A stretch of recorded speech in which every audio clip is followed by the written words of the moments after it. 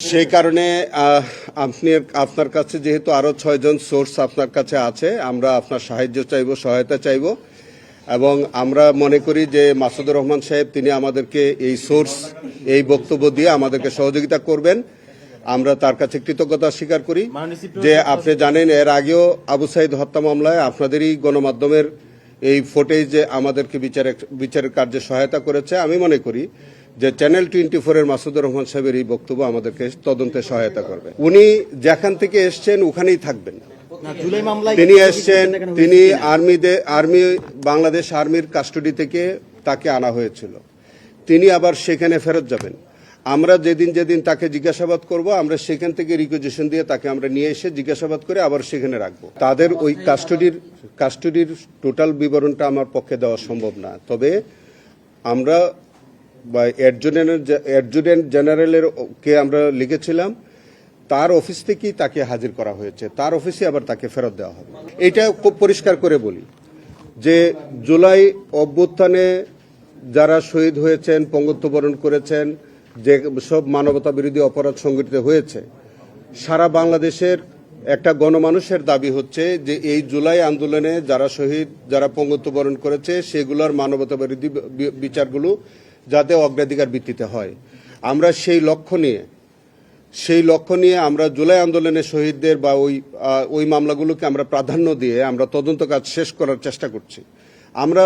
আমার আশাবাদটা আমি ব্যক্ত করেছি যে আগামী 1 বছরের মধ্যে আমরা চেষ্টা করছি যে যাতে জুলাই সম্পর্কিত যে মানবতা বিরোধী অপরাধগুলো হয়েছে সেটা আমরা যে কোনো মূল্যে আমরা ইনভেস্টিগেশন শেষ করব এবং বিচারের সম্মুখীন আমরা করব। আমি সেটা বলেছি। প্রথমত হচ্ছে যে তিনি একজন পলাতক খুনি, সাবেক রাষ্ট্রপতি হত্যাকাণ্ডের সাথে জড়িত।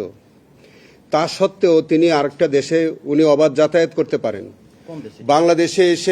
বাংলাদেশে এসে তিনি আবার নির্বিঘ্নে চলাফেরা করেন এবং তিনি বাংলাদেশের টেলিফোন ব্যবহার করে বিভিন্ন কর্মকর্তাদের সাথে তিনি যোগাযোগ রাখেন।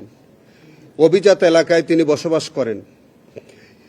সেখানে সরকারের যদি প্রশ্রয় না থাকে, সংশ্লিষ্টতা না থাকে, তাহলে সরকারের এইসব ঊর্ধ্বতন কর্মকর্তাদের সাথে তিনি কি করে সম্পর্ক রাখেন?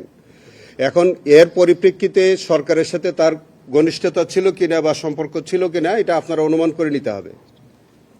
আমরা মনে করি, আমাদের সন্দেহ হচ্ছে যে তৎকালীন সরকারের সাথে তার সংশ্লিষ্টতা ছিল এবং তার সংশ্লিষ্টতার মধ্য দিয়েই মানবতা বিরোধী অপরাধেও তিনি অংশগ্রহণ করেছেন এবং মাসুদউদ্দিন চৌধুরীর মতো এরকম যে দুষ্কৃতিকারীদের সাথে তার একটা সুসম্পর্ক বজায় রেখেছেন। এক, সেকেন্ডলি হচ্ছে আপনি যেটা বলছেন যে সেখানে আমাদের মিলিটারি লতে কোর্ট মার্শালতে যে বিচারটা হবে সেই বিচারের সাথে আমাদের কিন্তু কোনো সম্পর্ক নাই, কোনো কনফ্লিক্টও নাই।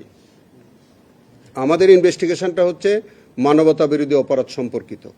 তিনি গত 16 বছর যে কর্মকাণ্ডের সাথে সম্পর্কিত সেই অংশটা আমরা ইনভেস্টিগেশন করব। আর তার যে হত্যাকাণ্ডের ঘটনাটা, এটা হচ্ছে 1981 সালের ঘটনা। সেটার জন্য একমাত্র এখতিয়ার হচ্ছে বাংলাদেশ সেনাবাহিনীর। তারা কোর্ট মার্শালের মাধ্যমে সেই বিচারটা করবেন। সেই বিচার আলাদা, সেই বিচারের কার্যক্রম আলাদা, আমাদের বিচারের কার্যক্রম আলাদা। শুধুমাত্র একটা জায়গায় যে তিনি সেনাবাহিনীর তত্ত্বাবধানে সেনাবাহিনীর কাস্টডিতে তিনি থাকবেন, আমাদের যখন প্রয়োজন হবে আমরা শুধু ওখান থেকে এনে জিজ্ঞাসাবাদের স্বার্থে শুধু আমরা ওখান থেকে এনে জিজ্ঞাসাবাদ করব।